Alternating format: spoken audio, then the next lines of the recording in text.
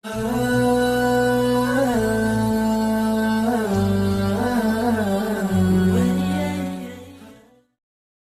و نصلی علی رسولہ الکریم۔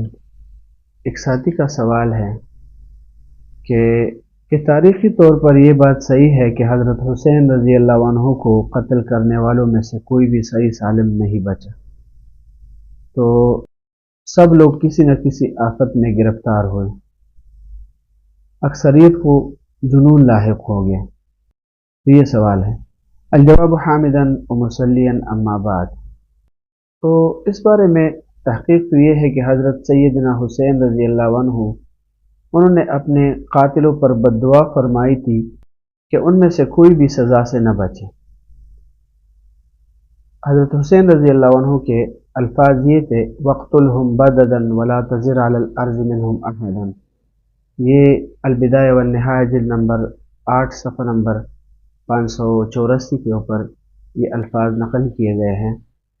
تو لہٰذا مختار بن عبید کے زمانے میں واقع کربلا کے تقریباً 5 سال بعد قاتلین حسین رضی اللہ عنہ کو چن چن کر قتل کر دیا گیا۔